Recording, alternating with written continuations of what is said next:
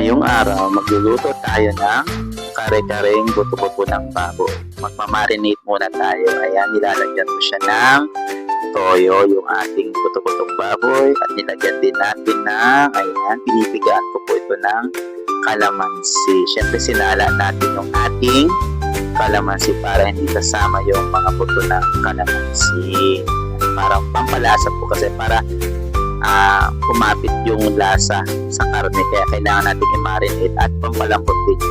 So dinagdagan din natin siya ng paminta para sa pampalasa din sa ating pagmamarinate ng buto-buto ng karne ng baboy. Ayan, i-mix-mix po natin yan, halo-haloin po natin yan para mag-incorporate yung lasa ng toyo, yung kalamansi at yung durog na paminta, mga ka-viewers. Ganyan yung simpleng paraan ng pagmamarinate ng ating karne para sa ating kalderetang buto-buto. Ngayon naman, piniprito natin yung ating patatas. So nilunod natin yung ating patatas. Ayan, natin lang maluto yan at isusunod na rin natin mamaya-maya yung ating carrots. Ayan, ilalagay na po natin yung carrots para masarap po ang ating kaldereta. Ang dagdag kulay din yan sa ating nilulutong kaldereta, yung carrots. Okay? Yan, masarap yan mga ka-viewers. So yan muna natin ginawa. Minarinate ng ating yung karne at ipinrito natin yung patatas at yung ating carrots, mga ka-viewers. So yan po yung initial na ginagawa natin sa pagluluto ng ating kalderetang buto-buto ng baboy.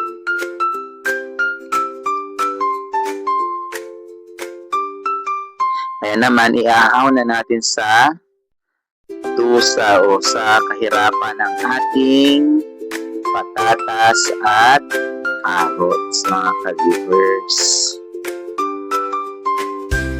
Ayan. So dahan-dahan natin tinatanggal, inaahon sa kahirapan ang ating patatas at ang ating carrots.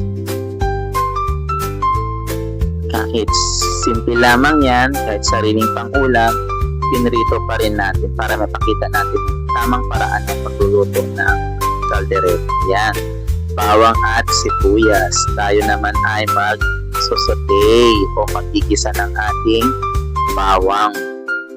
Inuna natin yung bawang, susunod ngayon yung ating onion, yung ating sibuyas. Pagkatapos natin yan, isusunod na natin syempre yung karne. Pero syempre igisa-gisay muna natin. Iluto muna natin mabuti yung ating sibuyas at luya. Ay, sibuyas at bawang pala. Wala tayong luya dyan, mga ka-viewers. Ayan, nilagay na natin yung igigisa din natin yung ating tomato paste. Yung ating tomato paste, mga ka-viewers, iginisa natin para mas lalong samarap, para mag-incorporate yung lasa mamaya sa karne. Yan po, mga ka-viewers, ang ating ginagawang paggisa ng bawang, sibuyas at ang ating tomato paste. Ngayon naman, isusunod na natin ang ating minarinate o binabad na buto-buto ng baboy. Yan, isa-isahin natin. Malasa na yan. Binabad lang natin yan siguro mga 30 minutes habang inihahanda natin yung mga ibang ingredients. Binalatan natin yung patatas, pinrito natin yung patatas at yung carrots habang nakamarinate na yung ating karne. Mga 30 minutes lang yan nakamarinate, mga ka-viewers. Yan, sarap yan, mga ka-viewers. Hintayin mo yung finished product, tapusin mo yung video hanggang dulo. So ngayon nahalo-haloin natin yan para mag-incorporate yung lasa ng ating sibuyas, bawang at yung ating nilagay na tomato paste.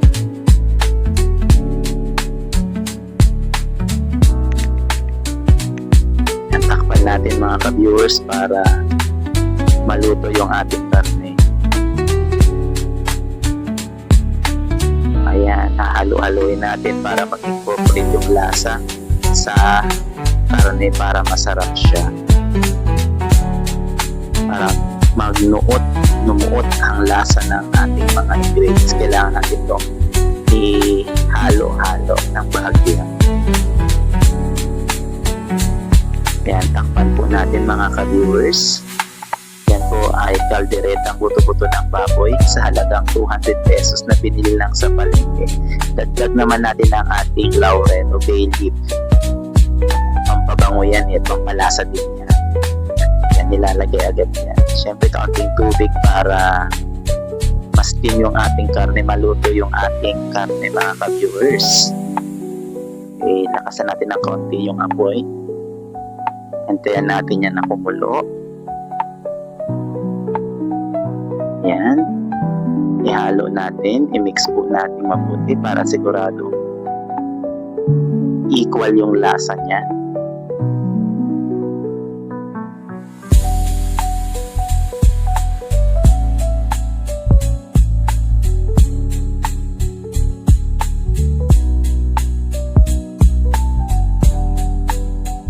Sige, halo lang halo habang kumukulo na siya. Mix ulit natin para talagang equal yung balance ng ating mga ingredients. Mag-incorporate sila sa isa't isa. Takpan ulit natin para tuluyang lalambot yung ating karne. Ngayon naman, lalagyan natin ng kaunting tomato sauce. Tansyahan lang po yung paglalagay natin ng mga ingredients. Wala po talaga siya exact measurement. Anyway, konti lang naman yung ating niluluto. Halagang 200 pesos na buto-butong baboy. Ayan, susunod yung pampalapot at pampalasa. Ang paborito ko ang liver spread. Pampalasa yan at pampalapot ang ating liver spread.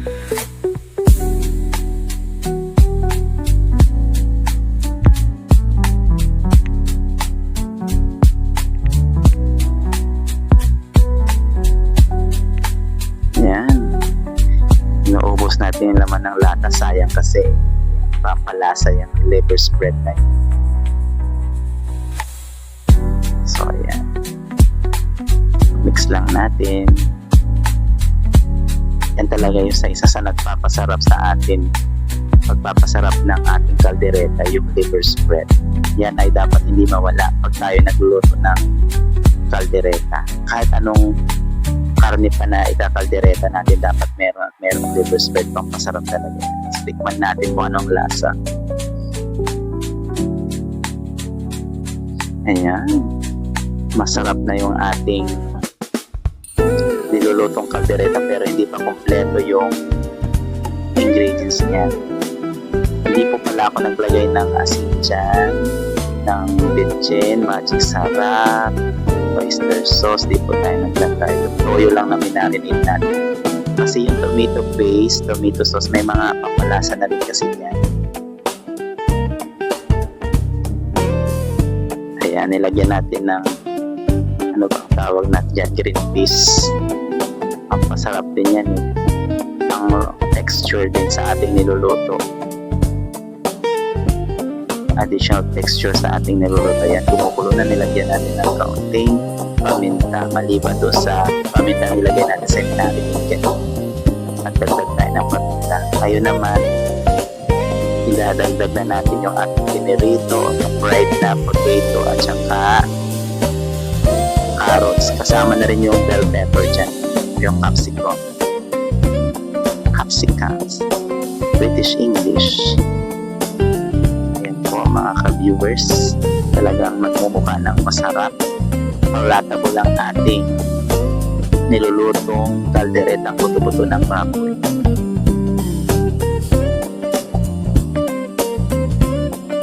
Takpan natin para maluto lalo yung karne at yung ating iba pang gulay na nilagay.